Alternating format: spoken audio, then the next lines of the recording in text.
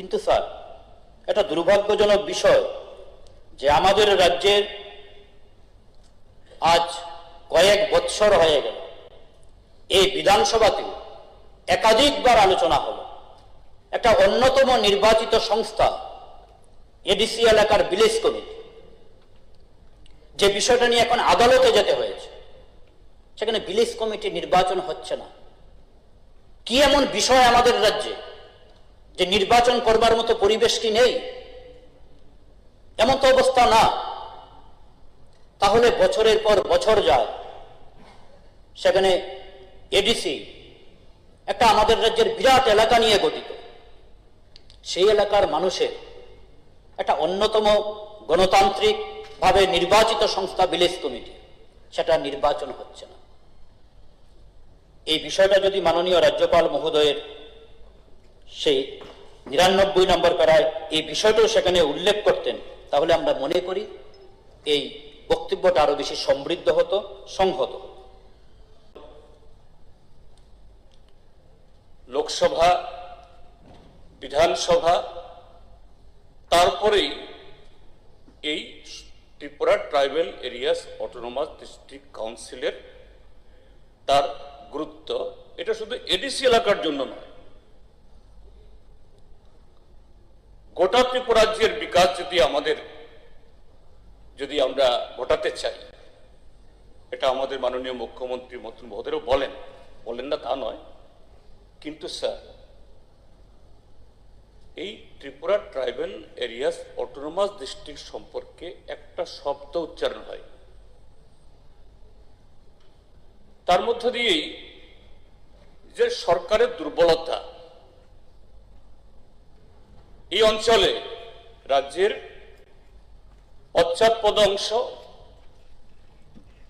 এলাকা হিসাবেও এবং আর্থ সামাজিক সাংস্কৃতিক হিসাবেও এই অঞ্চলে যারা বসবাস করেন, তাদের এই দুর্বলতা থেকে তাদেরকে তুলে আনার জন্যই সংবিধান সংশোধন করে ত্রিপুরা রাজ্যের মধ্যে ষষ্ঠ তফসিল মোতাবেক এই স্বশাসিত জেলা পরিষদ তৈরি হয়েছে এবং অনেকগুলো প্রভিশন এবং একটা শব্দ সেখানে যুক্ত করা হয়েছে, অটোনমাস, স্বশাসিত, সাক বাই নাইকল সাক, বাট তার কোনো উল্লেখ নেই। এটা কি ব্যর্থতা, না এডিসিকে সম্পূর্ণভাবে এডিসির প্রতি উদাসীনতা? এডিসির প্রতি উদাসীনতা মানে হলো ত্রিপুরা রাজ্যের 1/3 অংশের মানুষ, তাদের প্রতি অন্যায়, তাদের প্রতি উদাসীনতা।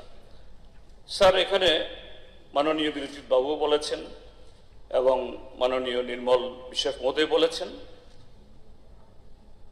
যে এডিসি এলাকার ভিলেজ কমিটি তার মেয়াদ শেষ হবার পর আরো প্রায় 5 বছর হতে চলেছে। এটা শুধু দুর্ভাগ্যের না, অতি লজ্জার। এ রাজ্যের একটা রাজনৈতিক দলের এবং সেই দল আবার সরকারের শরিক ত্রিপুরামথা দলকে আমি ধন্যবাদ জানাবো।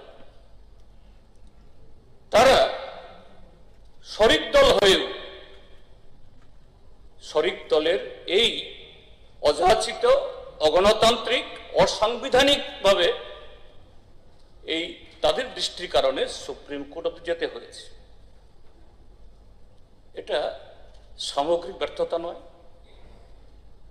এটা এই রাজ্যের 14-15 লক্ষ ট্রাইবেল অংশের মানুষ এবং এডিসি এলাকার প্রতি চরম যে তাদের প্রতি যে অন্যায় নয়। তার সাথে স্যার, এখানে ট্রাইবাল ওয়েলফেয়ার ডিপার্টমেন্ট মাননীয় মন্ত্রী মহোদয় আছেন, কিসাখানাদি স্যার, যে Tripura tribal areas autonomous district council এটা আলাদা একটা সাংবিধানিক সংস্থা হলেও দিস ইজ টোটালি সেই autonomous district council, every subject is transacted through the Tripura tribal areas autonomous district council, তার বাজেট, তার বিল এবং সবকিছু ক্যাবিনেটের ভেতরে, সরকারের ভেতরে,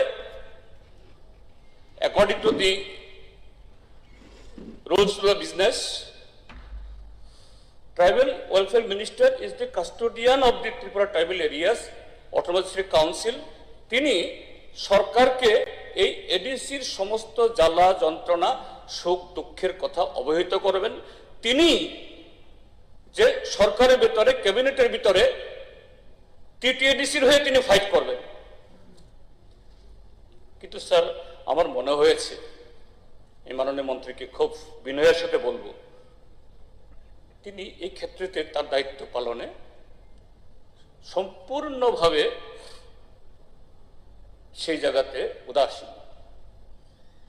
এখানে বলছি, আমি এই ইয়েগুলো আনিনি, আমি অনেকগুলো প্রশ্ন দিয়েছিলাম যে এডিসি এলাকার মধ্যে তার নতুন নতুন করে সাবজোনাল করেছে, জোনাল করেছে, এডিসি এলাকা বা এডিসির তরফ থেকে অনেকগুলো বিল উত্থাপন হয়েছে।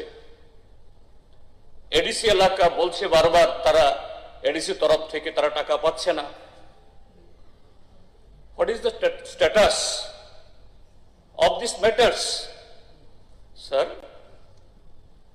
আপনি তো মাননীয় চেয়ারম্যান, আপনি টোটাল এই সেক্রেটারিয়েট ইয়াতে কেবল অ্যাসেম্বলির সেক্রেটারি সম্পর্কে হয়তো জানেন না, কিন্তু আপনার মাধ্যমে বলছি, তুই সিন্স ইউ আর চেয়ার এবং সেক্রেটারির মধ্যে শুনছেন, এডিসি রিলেটেড প্রায় সমস্ত আমার কোশ্চেন ডিসঅ্যালাউড এবং কতগুলো রুলস দেখানো হয়েছে। আমি বলবো, যদি অ্যাসেম্বলি সেক্রেটারি এই কাজটা করে থাকে, assembly secretary, additional secretary, joint secretary এখানে বসে আছেন, তারাও শুনছেন হোয়াট ইউ আর ডুইং। তার মানে হলো যে এডিসি সম্পর্কে এই বিধানসভাতে কিছু আলোচনা হোক, এডিসির মানুষের যে অ্যাসপিরেশন এটা ভেন্টিলেটেড হোক, আপনারা চান না? তো সেই জায়গাতে সচেতন ভাবে হোক বা অচেতন ভাবে, you are doing injustice to the Tripura tribal areas autonomous district council. এবং এই জায়গায় মাননীয় সরস্বতী ট্রাইবাল ওয়েলফেয়ার মিনিস্টার নোনো আং কই আং সানান নাই কি সাবন না শিখদি, কারণ tribal welfare department minister not only to distribute some blanket or yarn খুতুং তুং নিতুং থাম কম্বল কাবো আবশ্যক বিলি খেলে নেবে ট্রাইবাল ওয়েলফেয়ার ডিপার্টমেন্ট ইয়াস,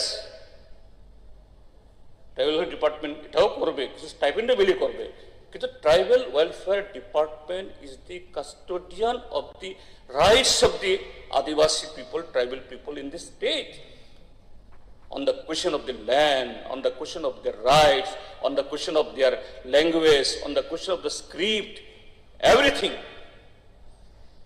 কিন্তু সেই জায়গায় সরকারের দৃষ্টিভঙ্গি, এই বিধানসভাতে এতগুলি প্রশ্ন আসলো, সেদিক থেকে এটা চর্চা করার মধ্য দিয়ে ট্রাইবাল ওয়েলফেয়ার মিনিস্টার বা ট্রাইবাল ওয়েলফেয়ার ডিপার্টমেন্ট এই ক্ষেত্রেতে যে ভূমিকা নিতে পারতেন, স্যার এটা সম্পূর্ণ অনুপস্থিত।